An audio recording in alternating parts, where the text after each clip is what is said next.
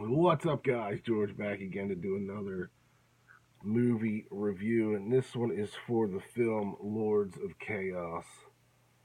Um, Stars Rory Culkin, who was in Signs, I think, M. Night Shyamalan Signs, as a young kid, and obviously he's the brother of Macaulay Culkin from Home Alone.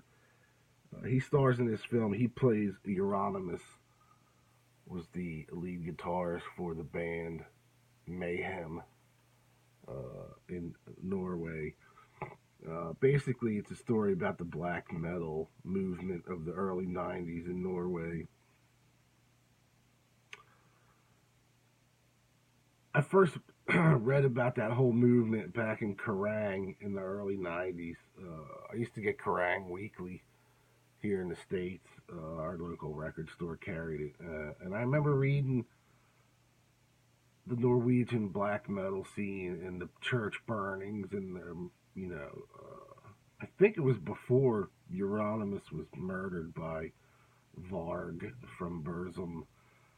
Varg was the bass player in Mayhem for a little bit, anyway, I think, and some shit went down between the two of them. Obviously, there's two different stories. This one tells the story of Euronymous, basically.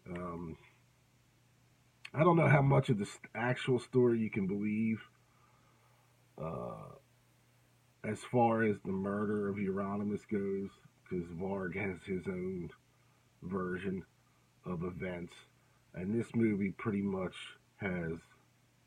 I would take it. This is pretty much Euronymous' side of events. Now, I don't know the background of how the movie was made, whose story is being told, but it follows pretty much Euronymous throughout the film, and the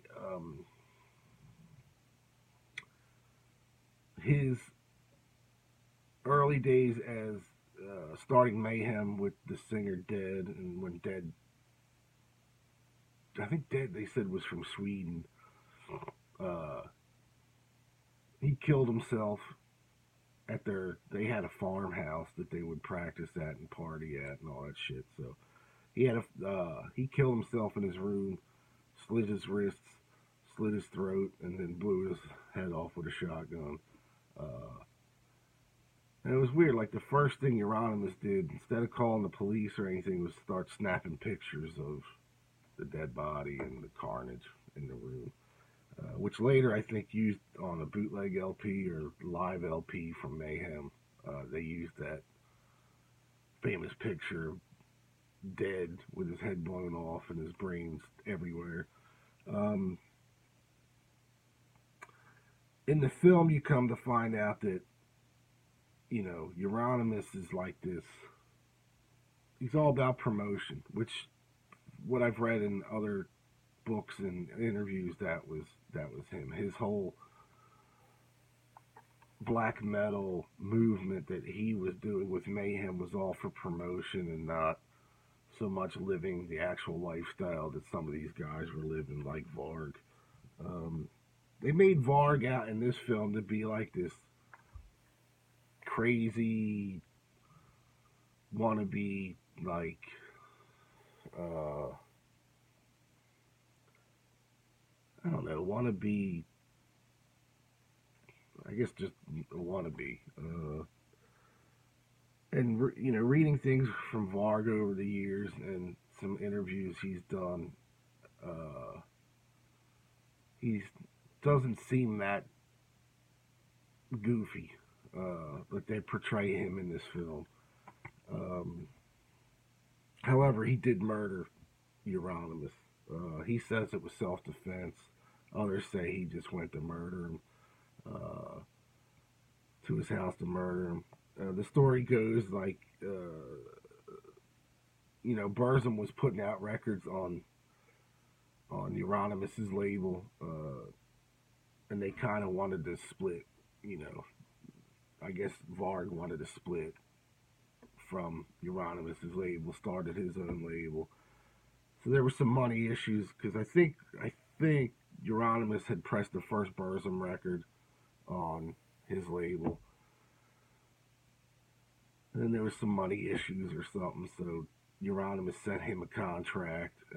In the meantime, Euronymous had said to a friend that he was going to kill Varg. He was going to hit him with a taser and then take him out into the woods and, you know, torture him and make a snuff film out of it or some shit. I don't know. Whether he was just blowing off steam or whether he was really going to do it was the major part of the story. Not so much in the movie, but, oh, I mean, it is in the movie, but, I mean, from what I've read, you know, Varg obviously truly believed that Euronymous was going to kill him. So when he got the contract in the mail, he went to, when Varg got the contract, he went to Euronymous' place. Says that Euronymous attacked him first. It was self-defense, but who knows? Nobody knows for sure, you know. Obviously, Varg was arrested and did his time for killing him. The laws over there are different than here. Here, he would have been away probably forever. But he is out and living a normal life, wife and kids and all that stuff now. So, you know, it's just a different life, you know, than here in the States, I guess. Here in the States, they just fucking just shoot you or murder you just for the hell of it, seems like. But,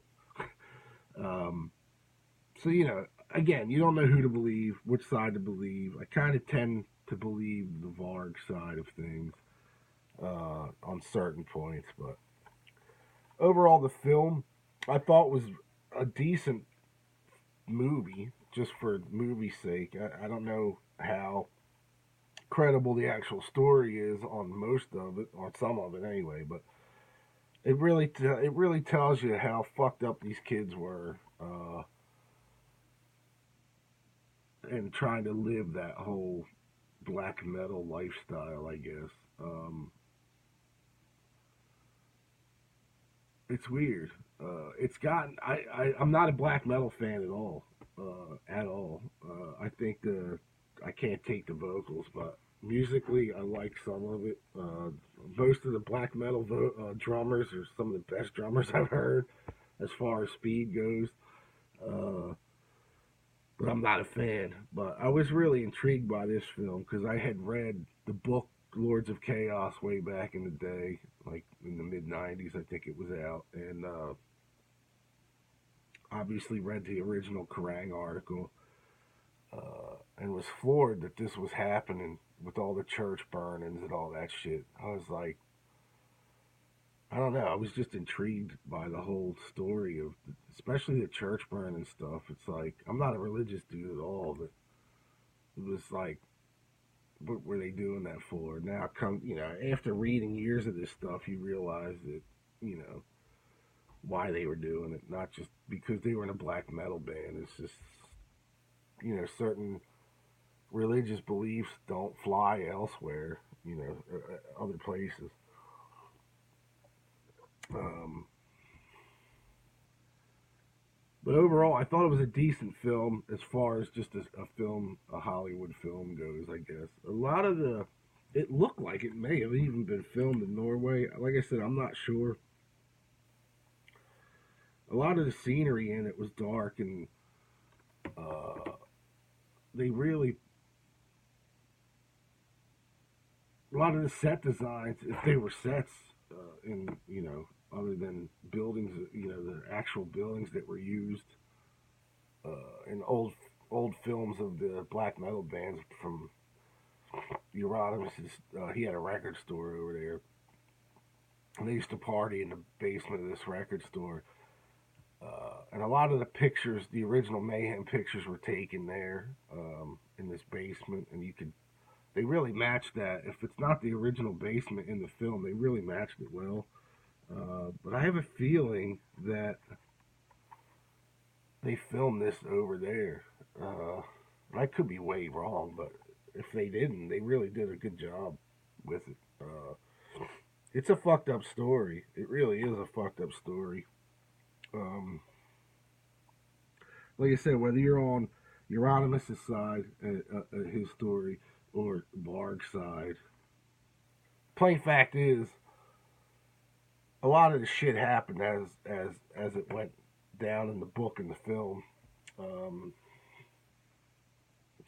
except for the way the portrayal of Varg in the film, I don't believe at all. I don't think he was that uh, pansy like. I think the guy in the film. I mean, they made him kind of a pansy in the film, and made him seem like this little. I don't know how to explain it. I just don't. I have a hard time believing that was him, the way he was in real life. But and like I said, it's pretty much a redemption piece on Euronymous' part, and I don't think he was a saint either. So, but if you like a weird horror, it's not really a horror, but more of a thriller, violent thriller type thing, I would definitely suggest Lords of Chaos. I thought it was a decent film for what it is, whether it's true or not. I know. Well, I mean, most of it's true, but the way they portray some of the people, I don't think is all that true. So, but it's shot well, it's done well. Rory Culkin's, I thought was really good in it.